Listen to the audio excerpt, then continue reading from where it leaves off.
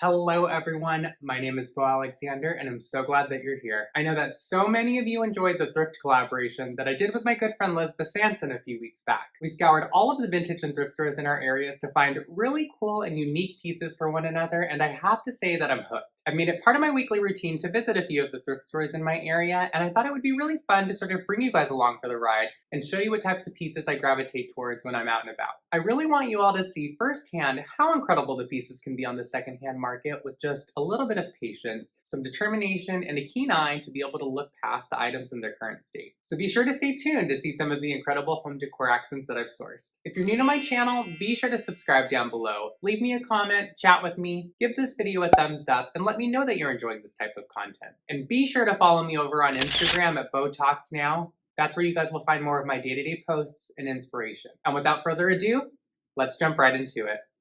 The first couple of items that caught my eye were these bulbous vases. Now I've seen these in years past at World Market, and I want to say they're around $30 or so each, which is much more than they were selling for here. My friend Sherry over at Simply Home with Sherry just found one at a local thrift store of hers as well, which I thought was too funny. She lives south of me in a completely different state, and it's very rare to find the same objects while thrifting unless the pieces come in a set. But definitely be on the lookout as this proves it's possible. I saw these faceted glasses. They were so cool, you guys, and unlike anything I'd seen before. At the time, I actually thought I'd hit the gold mine because I'm not much of a drinker and had no idea that these were a popular old-fashioned glass for whiskey and the like. But regardless, at 99 cents, it wasn't much of a big investment to make, and I figured even if I use them on occasion for wine with friends, they would definitely get some sort of use, and if nothing more, at least they looked stunning.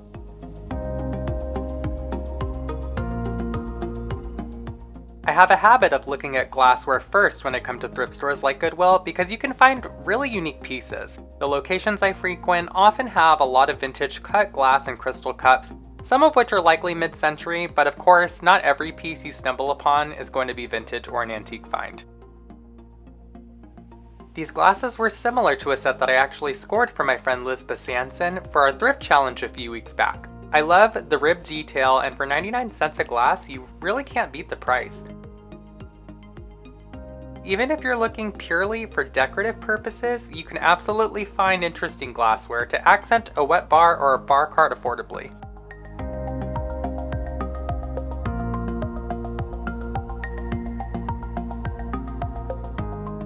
I thought these glass wine goblets were really cool too. They had an etched detailing to them, which lent a retro vibe and flair, and I thought again, for $1.99 each, they were definitely worth the investment. I came to realize they were actually Mikasa too, which is a pretty reputable brand.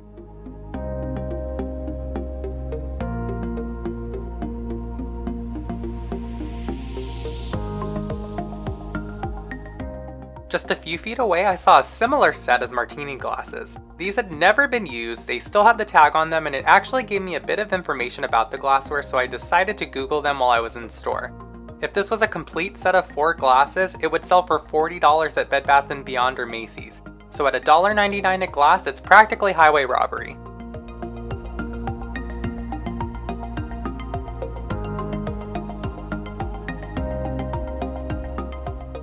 I'm sure you all know by now that I'm a stickler for coasters. These were marble, and had there been a complete set of 4, I may have entertained them just because. You can never have too many sets in each area of your home, and I happen to think that stone pieces like this are timeless.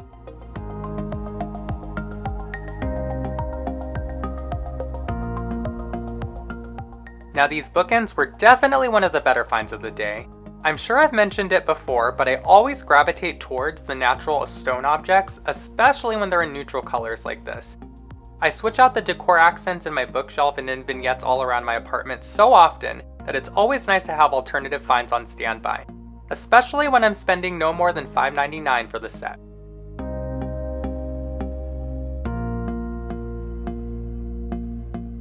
A couple months back, I saw these really cool ornate footed candlestick holders and candelabras at Crate & Barrel. They were part of their Hudson Grace acquisition, and they were like $200 or so each, so I thought a set like this could evoke that same look. Maybe spray paint it in a matte white to give it that flat ceramic appearance.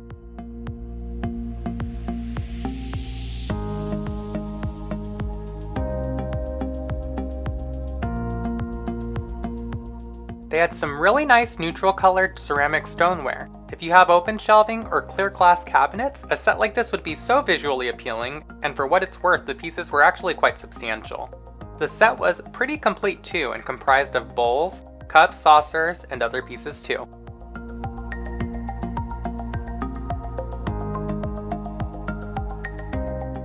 I lived in New York City for quite a few years, so anytime I see something that reminds me of the skyline, I'm immediately interested. I have a large ceramic Empire State Building figure that sits behind my sofa on a table, and this metal variation of the Chrysler Building was too cool. What's funny is that it's a HomeGoods find, but I loved the rusty burgundy color and thought it was definitely worth the $4.99.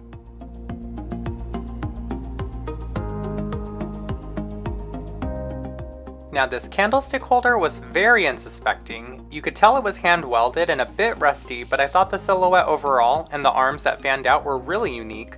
This piece too was only $4.99, and I definitely had to think it over for a second and imagine it in any other color. My go-to, as we know, is matte black, so I'm curious to see what will happen with a bit of spray paint and an upcycle. I feel like this has become Bo's candlestick holder show, but you guys have to realize it's one of the most heavily stocked items you'll see when thrifting. I thought this smoked amber glass set was very pleasing to the eye and may have been a cool touch to a neutral space.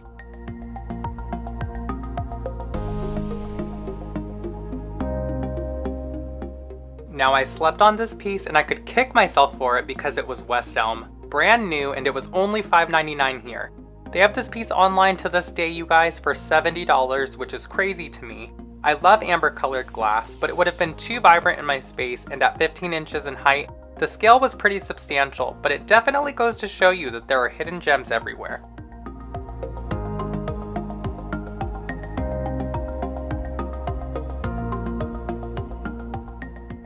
Alright you guys, so I did have the opportunity to go to 2 Goodwill locations in my area, and I have to just say that these are run-of-the-mill Goodwills. There's nothing special about the particular locations that I visit. It's just a matter of having that really keen eye. I definitely think that thrifting is a talent. It's something that you have to work at, and it's something that you have to sort of open up your mind to doing. Like, it's not going into a store where there's brand new, beautiful objects lining every single shelf. You have to kind of look at the piece individually as it is, and see how you can sort of upcycle or, give it a fresh coat of paint to fit into your existing home decor. I did find quite a few pieces on this trip, and I'm so excited to show you guys because I think that it appears on camera as if it's one fell swoop, like with the video that I did for Liz, for instance. I think that everybody had this notion that I went into this Goodwill location in my area, found these incredible finds all at once, and assembled this collection to send off to her for her to open. And that's true. I mean,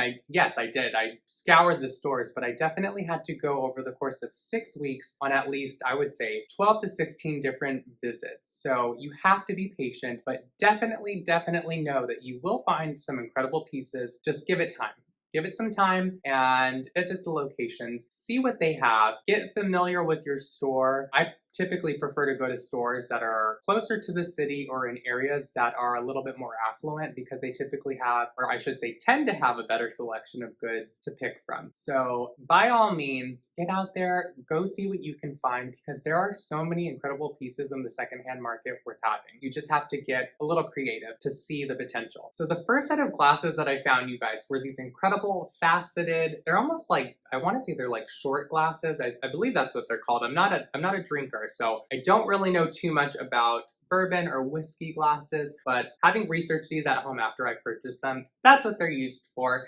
And I can absolutely say that these were such a cool find. I mean, if I were to have a guest over, I don't have too many guests over right now through this weird pandemic that we're in, but I would imagine that when I start having guests over and I'm entertaining here in my apartment, that having a piece like this would definitely be a conversation piece. I mean, they're so cool. I'm going to show you guys up close because I definitely think that the facets, I mean, they're They're almost like a diamond, which is what caught my eye initially, and the fact that they were 99 cents. So to get both of these glasses for $2, even if I were to never use them, they were an absolutely unique find and something that I could take photos with or even use, like I said, once or twice just for the wow factor of them. So definitely a cool piece to have, definitely something that I was excited to seek out. So keeping with the glassware, I did find these incredible Mikasa goblets just a few feet away from the diamond cut crystal glasses, and I loved the etched detailing in these, you guys. I don't know if you can see, this one has like a vertical etched detailing, and the pattern on this glass here is more of a horizontal spiral, which I thought was actually pretty cool because it's a way for you to be able to decipher which glass is yours, so you'll never forget. You don't have to have any of those little glass charms on your glass if you were to have multiple sets of these. They do sell them brand new. I want to say I researched it like at Bed Bath & Beyond and Macy's. They come in a set of 4 and it's like $40, but I paid $1.99 for the 2 of these. And like I said, I don't really entertain now, but I can imagine once our lives start to transition back into some sort of normalcy that I will have people over and guests over to entertain. And I just thought the silhouette of these was too cool to pass up for, you know, $4. I don't think that you could buy a glass that is this unique or eye-catching for $4 anywhere else. So always be on the lookout in the glass section of your Goodwill location or the local thrift store that you shop, because they typically have some of the coolest pieces. And I know that these were brand new because I did see another set that they had there in the martini version, and they all had the Mikasa tag still on them. So you never know what you're gonna find. So stay alert when you're shopping at these types of stores. Now this next piece was really unassuming when I saw it. In this location, I found, I'm going to show it to you guys, but I have upcycled by spray painting this really cool candlestick holder.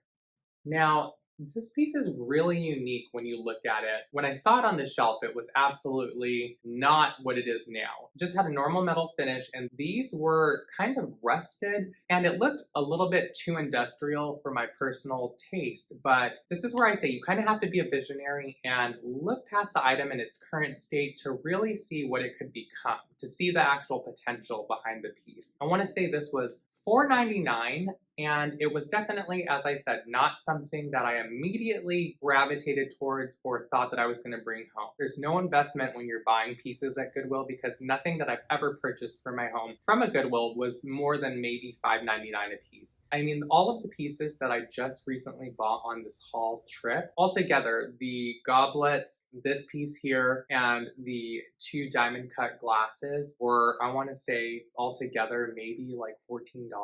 So as I said, it's not an investment. This piece was super unique, a little bit retro. I loved the way that it fanned out, and I thought, how cool would this be just as a decor accent in a bookshelf without candles, or even, like I said, on a dining room table. I use Rust-Oleum spray paint, nothing special. It's the Rust-Oleum Black Matte 2-in-1 paint and primer. Now the next piece that caught my eye, same thing, I found this in the store that was closest to me. This piece, again, unassuming. I have a tendency to gravitate towards pieces that are reminiscent of New York City or remind me of New York or the skyline, because I lived in New York City for quite some time, and if you guys can see, I'm sure you can see it right here, but I actually have a ceramic Empire State Building statue. This piece I found at, I think it was HomeGoods or HomeSense, about 2 or 3 years back, and that piece I want to say was like $20. Now, this piece here, very reminiscent, but it's in more of like a burgundy, it's like a rusty burgundy color. And what was funny about this piece, so I found this sitting on the shelf and I thought, oh, that's pretty unique. And I found out it's metal. And I, turned it over, and it actually has, I don't know if you can see it, but I'll show it to you anyway. So it's the original HomeGoods sticker. So they have a number on the HomeGoods tags. So in this one, it says B0612, and that would indicate that this piece was placed on the shelves in June of 2012. So it's an older piece for HomeGoods. I don't even think I shopped at HomeGoods, 8 years ago, but very cool. This was going for $17 when it was in store. I paid $4.99, and this was a piece that I anticipated that I would spray paint as well, but I actually kind of like this color. It would go really well on my bookshelf, or really well stylized in a vignetted area, somewhere fun, and it reminds me of New York, which, like I said, is a happy place for me with a lot of great memories. So Definitely cool. Another cool piece that I found. Now, another piece that I found on this trip. So this is a set of bookends, and they are marble. And I can tell that they're probably, I don't know if I would say that these are an antique, but they are vintage. You can tell just by the glue that's holding them together has discolored a little bit. So I want to say these are probably from like the 60s or 70s. A very, very interesting find though. I paid $5.99 for these, but I had the opportunity to look on Etsy and other stores like Cherish, even eBay, and pieces like this on those secondhand outlets online go for upwards of $100+. I want to say I found very similar pieces for like $150, which is insane. And the fact that I found these so nonchalantly just sitting there on the shelf at Goodwill for $5.99, it was a no-brainer. I definitely have a tendency, as you guys have seen, to switch out items, switch out decor accents in my bookshelf, and I thought, how cool would these be just to have on hand to switch out as needed whenever I feel the need to sort of revamp or rework that space. I really try to source more of the natural marble pieces or natural stone pieces, travertine,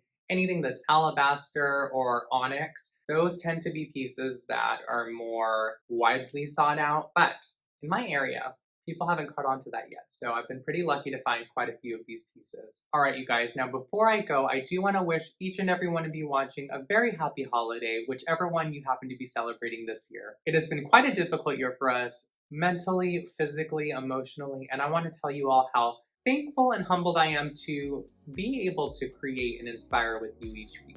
I want to thank you all for the kindness that you've shown me along this journey over the past few months, and I want to thank you for being my friend. So remember to be patient with yourself, my friends. Until next time, bye!